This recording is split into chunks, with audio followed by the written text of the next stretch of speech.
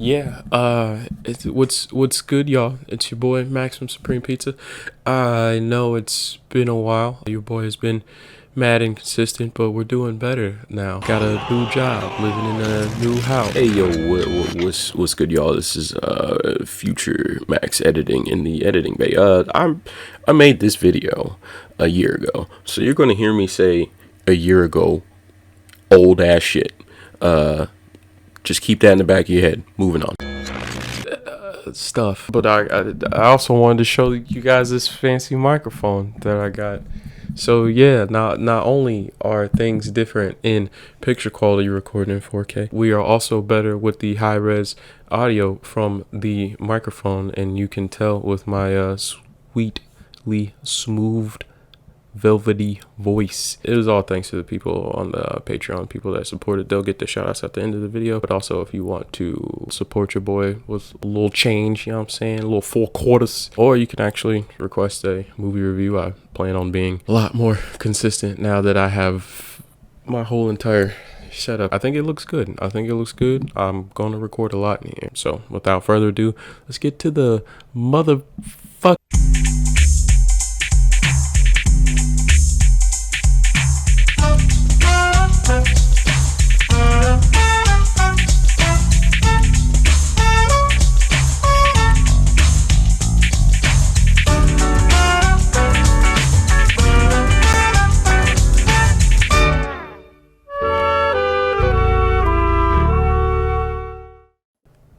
It took us 31 years to get to this point, you know? From his debut in 91, pushing the limits of the platform genre back in the day, to his incredible highs and infamous lows. One kiss is all it takes. Y'all remember when they tried to make him a werewolf? To his second blockbuster on the silver screen, beating out many of his competitors. The Blue Blur himself, Ogilvy Maurice Hedgehog. Sonic, that's his real name. Look it up.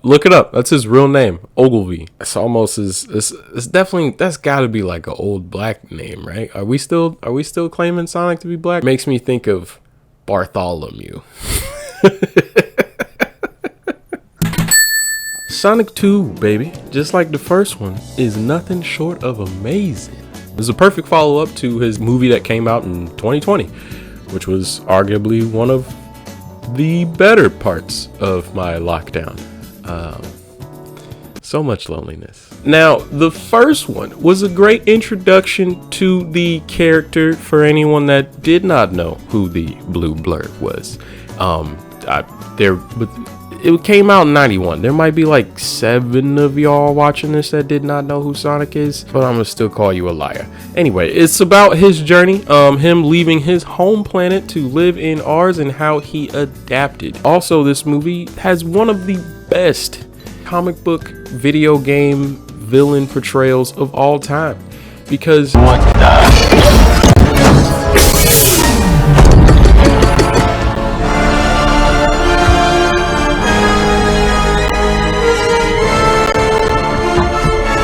Jim Carrey, and that is a hill that I will forever die on. So this movie's budget was about $90 to $110 million, more expensive than the first one, and that's even after all of the redos and renditions that the team had to go through, which gives me a reason to bring this up again. Let's go! The original design in the first Sonic was so atrocious, my boy. The internet exploded. It was so bad. The news even caught wind to the original creator, and these were his thoughts. I feel like with this Sonic here, visually, the important thing to look at is the head and the body ratio and the roundness of the abdomen. I wonder if they couldn't have balanced them a little bit better. These images of Sonic aren't coming officially from the movie making source. I think it's possible they're being strategically leaked, though getting people talking about it because it's bad can't be good for Sonic's existing IP. And then he continued, well, there's also the possibility that this is fan made. Though even so, I'd still prefer if they put some gloves on him. Seeing him barehanded is quite a shock. Now, Paramount had to dump millions of dollars into redesigning that atrocity, my boy. But it ultimately paid off because at the end of the day, in the box office, the movie made back 4 times what it took to make that movie, even beating out heavy hitters like DC's Deadpool movie, Birds of Prey. Yuji Naka even had this to say after seeing the redesign. The design is much more Sonic-like now that he's wearing gloves. However, his eyes still aren't joined together, as expected. I can't help but to feel weird about that one point, but I'm looking forward to the movie's release. That's right, baby. The whole entire world came together to bully one corporation into getting their act together. It's almost like the people have a voice or something. Like there's power to the people or whatever they keep saying. It's almost like what we say matters. Other critic sites like IMDb gave it a 6.6 out of 10. And everyone's favorite site before checking movies, Rotten Tomatoes, gave it a 69%. Nice.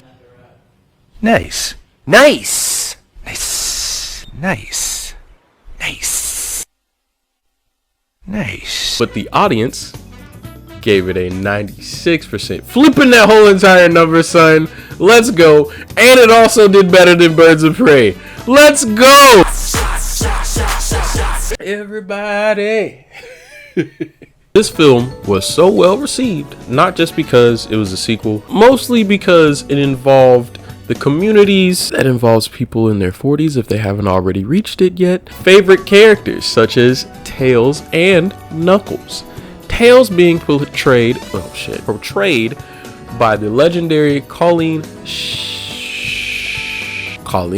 O'Shaughnessy, a voice actor that has played many characters, spunky characters at that, in our favorite animations for the past, let me check my notes here,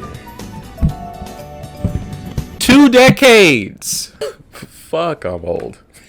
And Idris Elba playing Knuckles, which was very satisfying to a lot of people. Black people. Black.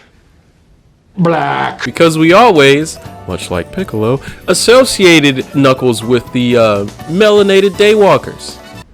Black. If I don't say it, I'll pass out. And it definitely even further solidified that feeling when playing the Sonic Adventure games. Just for example, here's Sonic Adventure 2 Battle. When you're playing as Sonic. Attention all units. Suspect seen heading south. Block all major roads and capture the suspect.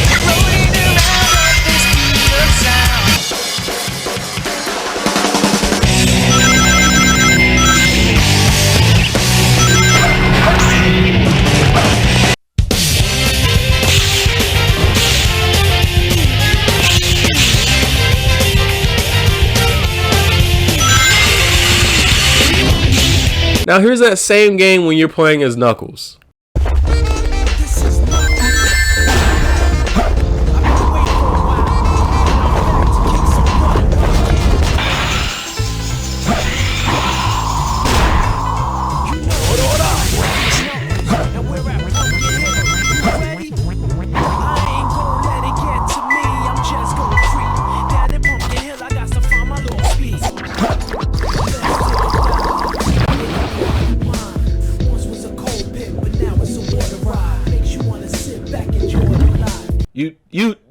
You get it, right?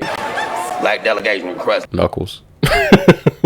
Now, even with those 2 additions, we still get the legendary Jim Carrey back again as Robotnik, which is always a joy to see. Always a joy to see. I love when Jim Carrey is on screen, man.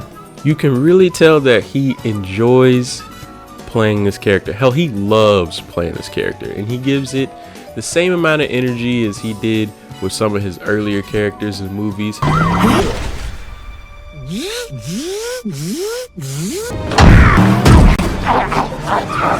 And your little dog, too! Oh, contraire, mon frère. That was just a prelude, an hors d'oeuvre, an aperitif, an amuse-bouche. And besides all that, like, you even get a lot more out of all the side characters. Catfish? So is everyone here an agent? Are you an agent? Son of a... Was the florist an agent? How about the photographer? Is JoJo an agent? Rachel. What? Some of them even delivering some of the cooler, funnier moments in the movie, as well as like the better like aesthetic shots. You know what I'm saying? So what's this movie about? I don't fully understand how we could top how great the first one was. Says the filthy fucking casual that's either your 60-year-old mom or your 4-year-old nephew, when neither of them could possibly comprehend the fucking catastrophic impact of this franchise. So I'm going to talk about this movie, and if you want to avoid spoilers, I suggest you go to this particular time in the video, or else you can leave. But not without you doing your homework. Oh yeah, you thought you were going to be able to leave? I dismissed this class, not the bell. Here's your homework. Play these games, then you'll know what the movie's about. These games, play them all. It maybe take you a day. Just play them. They're good games. They're good games. Just play them.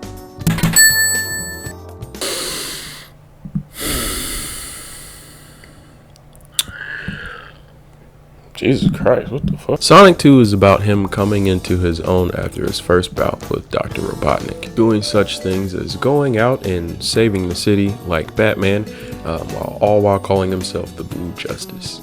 The problem is he causes crazy collateral damage, which, if we're being real here, is the same shit that people were complaining that the Avengers were doing. So Tom, his surrogate father, has a heart-to-heart with him. Trust me when I tell you there will come a time when your powers will be needed. But you don't choose that moment. That moment chooses you. Meanwhile, while this is happening, Dr. Robotnik finds his way out of the mushroom dimension, because of course he does, by meeting Knuckles, who is on the hunt for the last being that has the actual knowledge of where the Master Emerald is. It's Sonic. And so naturally they form an alliance because they have common goals. Knuckles wants to find Sonic so that way he can get intel on the giant green emerald. Dr. Robotnik just wants to kill Sonic. They eventually get the drop on Sonic and jump him, asking him where the Master Emerald is. And Sonic's like, I don't know. So they leave after not learning anything. But not before letting you know what the Master Emerald is and where it comes from, because I think that's kind of important. Sonic, now accompanied by the legendary Tails, is trying to get to the Master Emerald before Dr. Robotnik and evil bad guy in this movie, Knuckles. On both of their individual journeys, craziness ensues.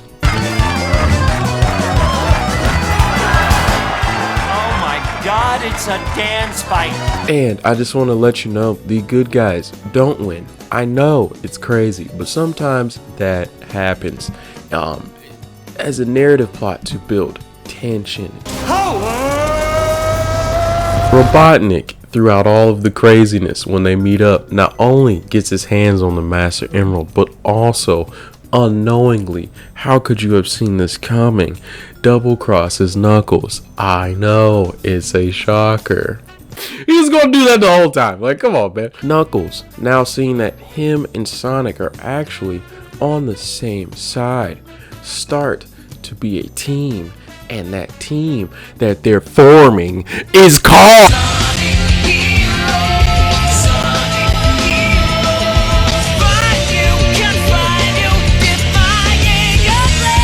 My final thoughts. This movie is great, and everyone's performances are superb. The individual dynamics between Sonic and Tails, Sonic and Knuckles, Knuckles and Tails, Knuckles and Dr. Robotnik, everything was in sync. This is literally Sonic 3, but as a movie. It was great. There are plenty, and I mean plenty of video game references riddled throughout this whole entire film. So if you know, like me, played the older games, or you did your homework that I asked earlier and came back to the video, you also saw those. This movie is well deserving of a threequel. You know what I mean? Like, it definitely needs. It'd be cool if it ended on a trilogy note. And I will let you know that there is a third one planned. Like, if you get to the end of the second one, like, yeah, they let you know, hey, some really wacky shit's happening in the post-credit scene. So, like, there is a third one planned. Hopefully the script is so good that it encourages Jim Carrey to come back and play Dr. Robotnik a third time, because at this point in time, like, he has declared that he is retired from acting. So, like, the writing team has got to come up with some good shit. They got to conjure some good shit. Good shit. So that way he has no choice but to come back as Dr. Robotnik. Because, like, honestly, I don't want to see a Sonic movie without him. And I don't want them to just shove out Dr. Robotnik and put in, like, some of Sonic's, like, crazier enemies from worse games. Just make the script good enough so that way Jim Carrey comes back, and then just end this on a good note. Like, you don't have to make any more movies after the third one. I've heard people talk about they want Keanu Reeves as Shadow. I think that would be fucking hilarious and on brand, because Yeah.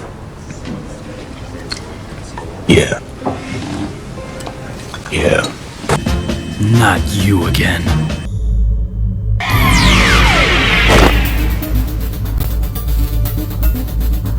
Yeah. like, if you haven't watched this movie, do yourself a favor, just watch this film and distract yourself from the very real, still ongoing pandemic featuring monkeypox. Don't know if that's so much of a thing anymore. We kind of just stopped talking about it. COVID is very real. Gas prices are insane. When's the last time you bought eggs? They're expensive. Anyway, watch this movie. Distract yourself from all the terrible things going on in the world right now. This life does come at you fast. Also remember that you need to take time for yourself to slow down sometimes. Only worry about the things that you can control, so that way it's easier to live and learn. Anyway, that's the video. Be safe out there. Drink responsibly while you're out having fun. And yeah, I'll catch you guys in the next video. Your main pepperoni jabroni, Maximum Supreme Pizza. And I'm out, baby. I'm out.